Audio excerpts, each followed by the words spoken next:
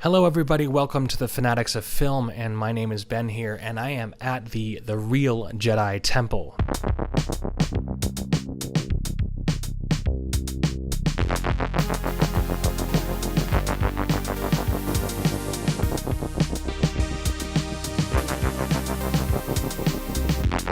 I try to be as positive I can here on this channel and trying to embrace the things about Star Wars that I love, and as well as trying to bring those things to you. I'm gonna start going over the Thrawn trilogy, the original Thrawn trilogy. This is the incarnation of beginning of Coruscant. The idea of what Coruscant is came from these books. Great books written by Timothyzahn, and I'm just going to read you the introduction here.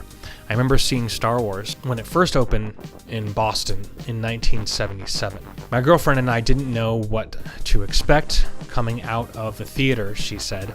I'd like to see it again. For those born in the 70s, Star Wars has always been part of the cultural landscape, as rich as The Wizard of Oz or the Lord of the Rings trilogy. They can't imagine a time when there wasn't a drumbeat for a new movie, game, or story. George Lucas, the wizard himself, has expanded Star Wars into every medium and added immeasurably to America's wealth of science fiction. Perhaps the greatest flowering of Star Wars lore can be found in the novels written by some of the world's best science fiction authors. There are literally dozens of Star Wars novels in print covering an imaginary universe over the course of millennia. Minor characters such as Wedge Antilles and Lando Calrissian have moved into starring roles. Unlike the Evil Empire, there is no end in sight to the expansion of Lucas's visionary universe. The novels that appeared during the first blush of expansion, featuring the main characters from the first movies, are among the most beloved. Among those, Timothy Zahn's Thrawn trilogy stands as one of the most solid and exciting entries in the Star Wars canon. Taking place 5 years after the destruction of the second Death Star, the first book, Heir to the Empire, finds the rebels ascendant. While across the galaxy, Grand Admiral Thrawn, one of the great Star Wars villains, schemes to re-establish the Empire and destroy the rebels. Han Solo and Princess Leia are married, about to become the parents of twins. Luke Skywalker becomes a Jedi Knight.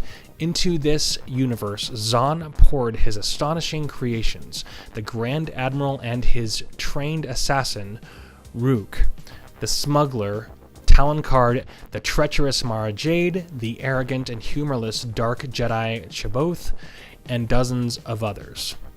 Adapting the novels was a simple process because Zahn writes so visually.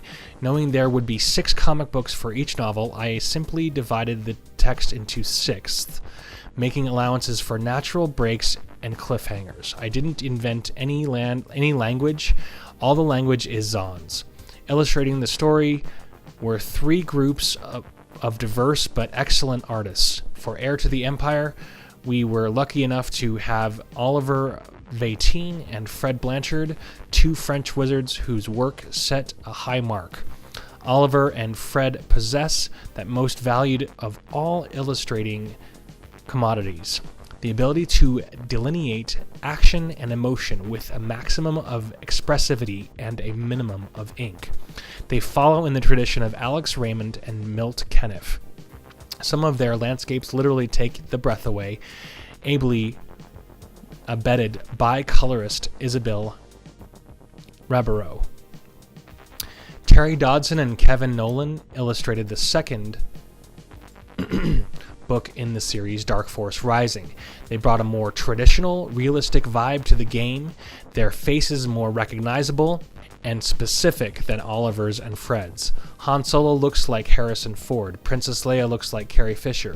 The final novel, The Last Command, was illustrated by Edvin Bjokovic and Eric Schnauer, and has a style similar to that of Jose Luis Garcia Lopez. This was the pulpiest of the 3 books. Edvin juggling panel-heavy pages with ingenious panoramas. Rereading these books was like discovering them for the first time.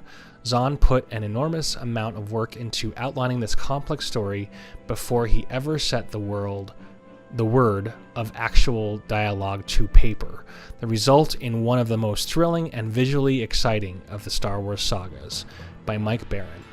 For 300 years, both the Old Republic and the Jedi left it strictly alone. The explanation proved extremely useful. The first piece of the puzzle, an animal indigenous to Merkur. Actually, the second piece lies on a world called Wayland. The Rebel Alliance has driven the remnants of the old Imperial Starfleet to a distant corner of the galaxy. The Alliance has established its fledgling government, the New Republic, on the planet Coruscant. Princess Leia and Han Solo are married and expecting Jedi twins, and Luke Skywalker has become the first in a long-awaited line of Jedi Knights. But thousands of light years away, the last of the Emperor's warlords has taken command of the shattered Imperial fleet, readied it for war, and pointed it at the fragile heart of the New Republic.